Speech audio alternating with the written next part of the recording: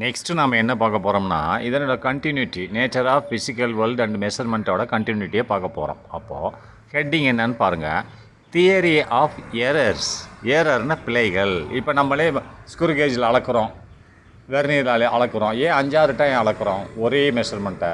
ஏன்னா அதில் சில மெக்கானிக்கல் எரர் இருக்கலாம், இல்லைன்னா நம்மளோட ஹியூமன் எரர். நம்ம அளக்கும் போதே மிஸ்டேக் விடலாம், ரைட்டாக ஃபிட் பண்ணும்போது சரியாக ஃபிட் பண்ணாமல் இருக்கலாம், ரைட்டாக லூஸாக ஃபிட் பண்ணியிருக்கலாம், அளவீடு பார்த்துருக்கலாம். அதனால் 5-6 டைம் நம்ம அளக்கிறோம், ரைட்டாக. அப்போது ஏரர்ஸ்னால் மிஸ்டேக் அதாவது பிழைகள். அப்போது தியரி என்னது? கோட்பாடு. அப்போ பிழைகளின் கோட்பாடு என்னன்னு பார்ப்போம். ஃபிசிக்ஸில் தான் கோட்பாடு வரும். கோட்பாடுனாலும் தியரினாலும் பிரின்சிபிள்ஸ்னாலும் லா ஆனாலும் ஃபிசிக்ஸில் மூணுமே ஒன்று தான். Theory of physics, law of physics, principles of physics எல்லாமே ஒன்று தான், ரைட்டா. அப்போது பிழைகளின் கோட்பாடுகள் என்னன்னு பார்ப்போம். The foundation of all experimental science and technology is measurement அப்படின்றான். த ஃபவுண்டேஷன் என்னது? ஒரு அடிப்படை, ரைட்டா. ஒரு அடிப்படை ஆஃப் ஆல் எக்ஸ்பெரிமெண்டல் சயின்ஸ். எக்ஸ்பெரிமெண்ட்னா பரிசோதனை செய்கிறது, ரைட்டா. சயின்ஸு விஞ்ஞான பரிசோதனையின் அடிப்படையானது. ஆல்னா எல்லா விஞ்ஞான பரிசோதனையின் அடிப்படையானது. அண்டு மேலும் டெக்னாலஜி தொழில்நுட்பம். அதாவது எல்லா விஞ்ஞான பரிசோதனையும் எல்லா விஞ்ஞானம் மற்றும் தொழில்நுட்ப பரிசோதனைகளில் அடிப்படையானது என்னது? மெஷர்மெண்ட். அதான் அளவீடு என்பது, ரைட்டா. அளவீடு என்பது என்னது? எல்லா விஞ்ஞான மற்றும் டெக்னாலஜினா தொழில்நுட்பத்தின் பரிசோதனைகளின் அடிப்படை தான் எவ்வாறாக கூறப்படுகிறது? மெஷர்மெண்ட் என்று சொல்லப்படுகிறது. The result obtained from any measurement will contain some uncertainty. அப்போ ரிசல்ட்னா முடிவு. இப்போ நீ ஒரு ஸ்க்ரூ கேஜை வச்சு அளக்குற லென்த்தோ பிரெத்தோ இல்லை திக்னஸோ அளக்கும்போது அதான் ரிசல்ட். அதில் ஒரு முடிவு வருது இல்லை, அதான் ரிசல்ட். முடிவு அப்டைன் பெறப்படுகிறது. நம்ம ஒரு ரிசல்ட் எடுக்கிறோம். ரிசல்ட்னா ஒரு முடிவு, அங்கேருந்து நம்ம ரிசல்ட் எழுதுகிறோம்.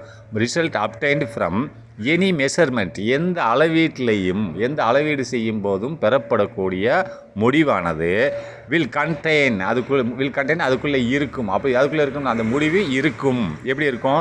சம் அன்சர்டைனிட்டி அப்படின்னா நிச்சயமற்ற தன்மையாக இருக்கும், ரைட்டா. அது நிச்சயமாக கரெக்டான ரீடிங்னு சொல்ல முடியாது. கொஞ்சம் மிஸ்டேக் இருக்கலாம். ஒரு கிலோ இப்போ ஒரு நீளம் 1 சென்டிமீட்டர் உள்ள ஒரு பொருளோட அளன்னு சொன்னால் அது 1 சென்டிமீட்டரோட கொஞ்சம் கம்மியான அளந்திருக்கலாம், இல்லை கொஞ்சம் கூடுதலாக அளந்திருக்கலாம். எக்ஸாக்ட்னு சொல்ல முடியாது. அப்படின்னா நிச்சயமற்ற அன்சர்டைனிட்டினா நிச்சயமற்ற தன்மை. அதாவது அதுக்கு ரொம்ப வேறுபாடு இருக்காது, ஓரளவுக்கு சில சர்டன் வேறுபாடு இருக்கும். அதுக்கு தான் நம்ம 5-6 டைம் அளக்குறோம். அதான் நான் புரிஞ்சுக்கோங்க. த ரிசல்ட் முடிவு அப்டைன்ட் ஃப்ரம் எனி மெஷர்மெண்ட். எந்த அளவீட்டின் முடிவானது வில் கண்டெயின் அதுக்குள்ளே என்ன இருக்கும்? வில் கண்டெயின்னா அந்த முடிவு இருக்கும். வில் கண்டெயின்னா இருக்கும். எவ்வாறாக இருக்கும்? சம் அன்சர்டைனிட்டி, சில நிச்சயமற்ற தன்மையாக இருக்கும். நிச்சயமற்ற தன்மைன்னா அந்த ஒரிஜினல் அளவீட்டுக்கு அருகில் இருக்கலாம், இல்லை ஒரிஜினலாக இருக்கலாம். ஆனால் மேக்சிமம் அன்சர்டைனிட்டியாக இருக்கும்ன்றான், நிச்சயமற்ற தன்மையாக இருக்கும்ன்றான். Such an uncertainty is termed as error அப்படின்றான். இப்போ 1 கிலோ, இப்போ 10 கிலோ இருக்கப்பா ஒரு பொருள், அதை நான் அளக்கும்போது எனக்கு 10 கிலோவுக்கு பதிலாக 9.25 கிலோ வருதுன்னு வச்சுக்கிறோமே.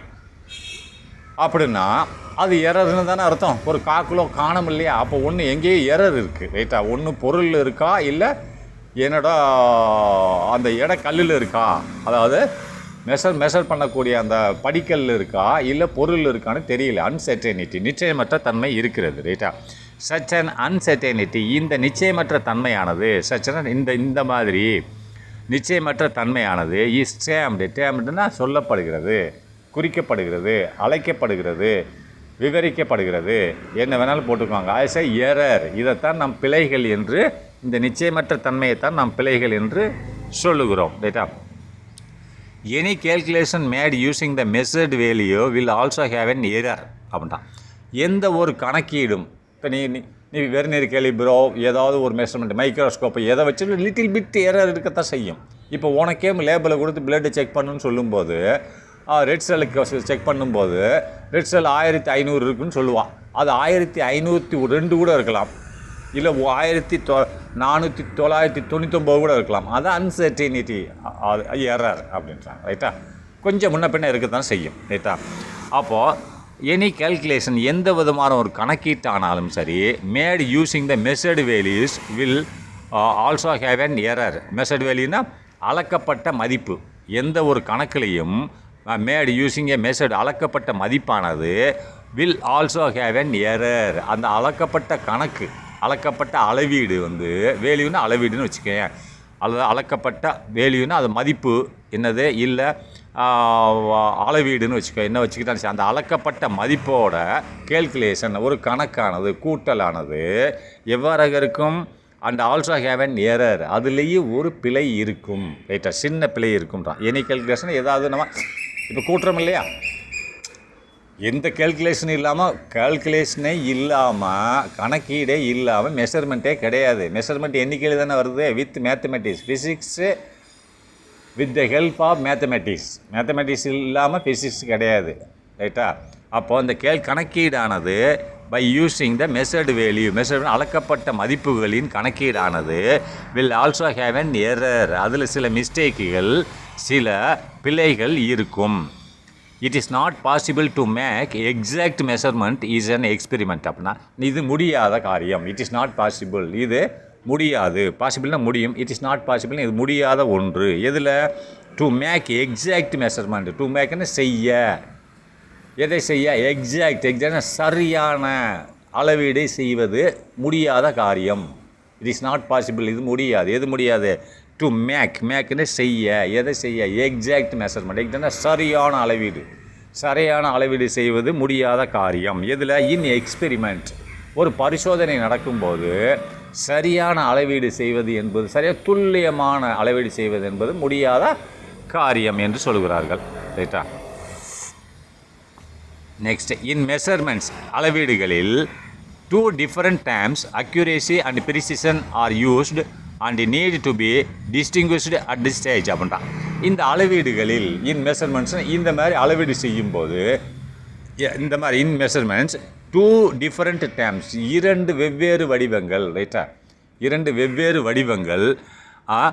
அக்யூரேசி ஒன்று அண்ட் ப்ரிசிஷன். இந்த அக்யூரேசி அண்ட் ப்ரிசிஷன் என்ற 2 வெவ்வேறு வடிவங்களை மெஷர்மெண்ட்டில் நாம் பயன்படுத்துகிறோம். R used. அக்யூரேசி என்பதை பயன்படுத்துகிறோம், ப்ரிசிஷன் என்பதையும் பயன்படுத்துகிறோம். அது ரெண்டுமே வெவ்வேறு டேர்ம்ஸ்னால் வெவ்வேறு வடிவங்கள், வெவ்வேறு மீனிங், வெவ்வேறு அர்த்தங்களை கொண்டுள்ளது. ரைட்டா, இதை நாம் அளவீட்டில் பயன்படுத்துகிறோம். And need to be distinguished in the stage. அதாவது இதை வந்து தேவைப்படுகிறது. Need to be distinguished at the stage. இந்த நிலைமையில் இவைகளை வேறுபடுத்தி பார்க்கப்பட வேண்டும். ரைட்டா, வேறுபடுத்தப்பட வேண்டும். டிஸ்டிங்விஷ்னா வேறுபடுத்தப்பட வேண்டும். ரைட்டு தான். அண்டு நீடு டு பி டிஸ்டிங்விஷ்னா வேறுபடுத்தப்பட வேண்டும். அட் தி ஸ்டேஜ் இந்த நிலைமையில் நம்ம ரெண்டையும் வேறுபடுத்தி பார்க்க வேண்டும்ன்றான். நல்லா பார்த்துக்கோங்க. இன் மெஷர்மெண்ட்ஸ் இந்த அளவீட்டில் வந்து 2 different terms 2 வெவ்வேறு. ரைட்டா, வெவ்வேறு நுட்பங்கள். அக்யூரேசி ஒன்று, இன்னொன்று ப்ரிசிஷன் ஆர் யூஸ். இந்த ரெண்டுமே பயன்படுத்தப்படுகிறது. And need to be distinguished அவைகள் அட் தி ஸ்டேஜ். அப்போ இந்த கட்டத்தில் வந்து அவை வேறுபடுத்தப்பட வேண்டும், அதை வேறுபடுத்தி பார்க்க வேண்டும். ரெண்டுமே என்னது அப்படின்னா, இப்போ அக்யூரேசின்னு என்னது? துல்லியமாக. அப்போ ப்ரிசிஷன் என்னது? திட்டவட்டமாக. என்னடா, நீங்கள் டிக்ஷனரியில் போய் பார்த்தீங்கன்னா அக்யூரேசினாலும் ப்ரிசிஷனாலும் 2 ஒரே மீனிங் தான் காமிக்கும். ரெண்டுமே துல்லியமாகனு காமிக்கும், சரியானன்னு காமிக்கும். ஆனால் அக்யூரேசிக்கும் ப்ரிசிஷனுக்கும் சர்டன் டிஃபரன்ஸ் இருக்கிறது. என்னது? சில வேறுபாடுகள் இருக்கிறது. அந்த வேறுபாடுகள் என்ன என்பதை நாம் பார்க்க வேண்டும். ஷுட் பி டிஸ்டிங்விஷ்டு அப்படின்றான். அளவீடுகளில் துல்லியம் மற்றும் நுட்பம். இவன் என்ன சொல்கிறான்? இது தமிழில் என்னது? ப்ரிசிஷன்னா நுட்பம்ன்றான். நான் என்ன சொல்கிறேன்? திட்டவட்டம்ன்றேன். அதாவது அவன் நுட்பம்னு சொல்லுவான், ஆனால் அது திட்டவட்டமாக சொல்லப்படுகிறது. ப்ரிசிஷன் ரீடிங் திட்டவட்டமான இதுதான் ரீடிங் என்று சொல்லப்படுகிறது. அதேமாரி ப்ரிசிஷன் அதாவது அக்யூரேஷன் சரியான ரீடிங் அப்படின்றான். இந்த ரெண்டுக்கு என்ன டிஃபரன்ஸு? அதாவது சொல்ல அளவீடுகளில் துல்லியம் மற்றும் நுட்பம் இந்த இரண்டும் ஆகிய இரண்டும் வெவ்வேறு சொற்கள். ரைட்டா, அதை டேர்ம்ஸ்ன்னு சொன்னால வெவ்வேறு சொற்கள் பயன்படுத்தப்படுகின்றன. ஆனால் மேலும் இந்த கூட்டத்தில் ரைட்டா இந்த கட்டத்தில் வந்து அவை வேறுபடுத்தப்பட வேண்டும். அந்த ரெண்டையும் வேறுபடுத்தி பார்க்க வேண்டும், ப்ரிசிஷனையும் அக்யூரேசியும். இப்போ நான் சிம்பிளாக சொல்லிடுறேன் உங்களுக்கு புரிகிற மாதிரி. அக்யூரேஷன் என்ன, ப்ரிசிஷன் என்ன? அப்போ அக்யூரேஷன் சொன்னால் என்னது, துல்லியமாக. ப்ரிசிஷன் என்ன, திட்டவட்டமாக. ரைட்டா, இவன் நுட்பம்ன்றான், ஆனால் திட்டவட்டமாகன்னு சொல்லலாம். இது எப்படின்னா, இப்போ நான் 100 கிலோ உள்ள ஒரு பொருளை கொடுக்குறேன். அது எனக்கு இடம் தெரியாத, நான் 100 கிலோன்னு தெரியும், ஆளான்னு சொல்கிறேன். நீ அளக்குற, அது 99 கிலோ வருது. என்ன வருது, 100க்கு பக்கத்தில் 99 கிலோ வருது. அப்போ இது அக்யூரேசி. ஏன்னா 1 கிலோ தான் கம்மியாக வருது, கொஞ்சம் நெருங்கி வந்துருச்சு. 100 கிலோவுக்கு நெருங்கி வந்துடுச்சு. இல்லை 101 கிலோ வருது, இல்லை 99.9 வருது. ரைட்டா, அப்போ அந்த சரியான எடைக்கு நெருக்கமாக வந்து விட்டது. இதுக்கு பேர் என்னது, பெரிய அக்யூரேசி, அதாவது துல்லியமான எடைன்னு அர்த்தம். இன்னொன்று ப்ரிசிஷன் என்னன்னு பார்ப்போம். இதுக்கு பேர் அக்யூரேஷன் புரிஞ்சுக்கலாம். ப்ரிசிஷன்னா இன்னும் ப்ரிசிஷன் மீனிங் என்னென்னா, அதாவது நுட்பம்னு சொல்கிறான். அதாவது திட்டவட்டமான ஒரு மதிப்பு. அந்த மதிப்பு எப்படின்னா, ஒரு டைம் ப்ரிசிஷனில் அளக்குறேன், அது வந்து 95 கிலோ காமிக்குது. என்ன காமிக்குது, 100 கிலோ எங்கே இருக்குது, 95 கிலோ எங்கே இருக்குது, 5 கிலோ டிஃபரன்ஸ் அடிக்கிறது நெருக்கி இல்லையா. அந்த அக்யூரேசியில் 100க்கு பக்கத்தில் காமிக்குது 99, அதுதான் அக்யூரேசி. அப்போ இது 95 கிலோ காமிக்குது. ஆனால் நான் திருப்பி மெஷர்மெண்ட் பண்ணுறேன், அப்பையும் 95.2 காமிக்குது. அப்போ திருப்பி மெஷர்மெண்ட் பண்ணுறேன், 94 காமிக்குது. அப்போ திருப்பி மெஷர்மெண்ட் பண்ணுறேன், 96 காமிக்குது. அப்போது 10 டைம் மெஷர்மெண்ட் பண்ணாலும் அந்த 95 பக்கத்துலேயே காமிச்சிட்ருக்கு. 95.1 காமிக்குது, 96 காமிக்குது, இல்லை 94 காமிக்குதா தவிர 100க்கு பக்கத்தில் போக மாட்டேங்குது. ஒரிஜினல் வேல்யூ 100 இருக்கிறது, ஆனால் இந்த ப்ரிசிஷன்ன்றது என்னது, நுட்பம்ன்றான். அப்போது இது 10 டைம் மெஷர்மெண்ட் பண்ணால் கூட இவ்வளோ டிஃபரன்ஸில் அங்கேயே தான் சுற்றி வந்து காமிக்குதா தவிர இங்கே இப்போ ஒரு ரீடிங் கூட எனக்கு இந்த 100க்கு பக்கத்தில் காமிக்க மாட்டேங்குது. அப்போ இதுக்கு பேர் தான் ப்ரிசிஷன். இது எதனால் ஏற்படுதுன்னு சொன்னால், சில சமயத்தில் மனுஷன் அந்த எக்ஸ்பெரிமெண்ட் பண்ணக்கூடிய சயின்டிஸ்டோட ஹியூமன் எரர், அவரோட எரரில் ஏற்படலாம். இல்லை இன்ஸ்ட்ருமெண்ட் ஃபால்ட்டில் கூட ஏற்படலாம். இது ரெண்டையுமே மெஷர்மெண்ட்டில் கணக்கீடு செய்யணும். Precision and accuracy important. ரைட்டா, சரி. Next, accuracy refers to how far we are from the time value, true value அப்படின்றான். அப்போ அக்யூரேசி என்பது இப்போ டெஃபினேஷன் கொடுத்துட்டான், நான் சொன்னது தான் கொடுத்துருக்கான். அக்யூரேசி என்பது, அக்யூரேசி ரெஃபர்ஸ் குறிப்பிடுகிறது. அக்யூரேசி என்னது, துல்லியமாக என்பது குறிப்பிடப்படுகிறது. எவ்வாறாக, டு ஹவு ஃபார், எவ்வளோ தூரத்தில் நாம் இருக்கிறோம், எவ்வளோ தூரத்தில் அளந்திருக்கிறோம். ஹவு ஃபார்னா எவ்வளோ தூரத்தில் நம்ம அளந்திருக்கிறோம். ஒரிஜினல் 100 கிலோ, அதுலேருந்து நம்ம அளந்தது எவ்வளோ தூரத்தில் இருக்குது, அப்படி எவ்வளோ டிஃபரன்ஸ் இருக்குது, அதான் சொல்லலாம். To how far we are from the true value.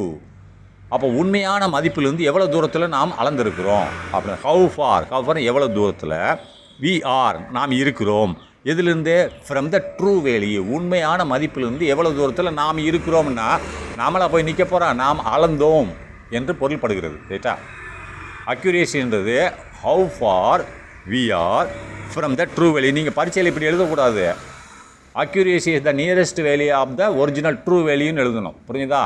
நீங்கள் இது வந்து உங்களுக்கு சப்ஜெக்ட் புக்கு.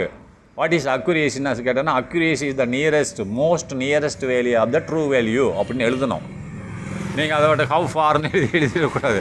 அப்போ உண்மையான மதிப்பிலிருந்து நாம் எவ்வளோ தூரத்தில் இருக்கிறோம் என்பது தான் அக்யூரேசி. அப்படின்னா நெருங்கி இருக்கிறோம் என்று பொருள்படுகிறது. அண்டு ப்ரிசிஷன், இப்போ ப்ரிசிஷனை பற்றி சொல்கிறான். ப்ரிசிஷன் என்பது குறிப்பிடுகிறது to how well we measure, எவ்வளவு நன்றாக நாம் அளந்தோம், அது எவ்வளோ தூரத்தில் நம்ம இருக்கோம் சொல்லுது அக்யூரேசி. இது ப்ரிசிஷன் என்பது என்ன சொல்லுதுன்னா, ப்ரிசிஷன் என்பது நுட்பம், திட்டவட்டம். நுட்பம்னு சொன்னாலும் சரி, திட்டவட்டம்னு சொன்னாலும் சரி, ரெண்டு ஒன்று தான். நுட்பமான அளவீடு என்பது ப்ரிசிஷன். நுட்பம்னு அர்த்தம், ஆனால் நீங்கள் அளவீடுன்னு வச்சுக்கோங்க. நுட்பமான அளவீடு என்பது ரெஃபர்ஸ் குறிக்கப்படுகிறது to how well we measure. அப்போ எவ்வளவு நன்றாக நாம் அளந்தோம் என்பதை குறிப்பிடுகிறத தவிர அந்த உண்மையான மதிப்புக்கு அருகில் அளந்தோம் என்றதை குறிப்பிடப்படவில்லை. அப்படின்னா இது உண்மையான மதிப்பு 100 கிலோவாக இருக்குது, இது 90 கிலோ காமிக்கும். 90 காமிக்க, இல்லை 91 காமிக்க, இல்லை 92 காமிக்க, இல்லை 89 காமிக்க. அந்த 90 சுற்றி தான் காமிக்குமா தவிர ஒரிஜினல் ரீடிங் பற்றி ஒரிஜினல் வேலையை இது காமிக்காது.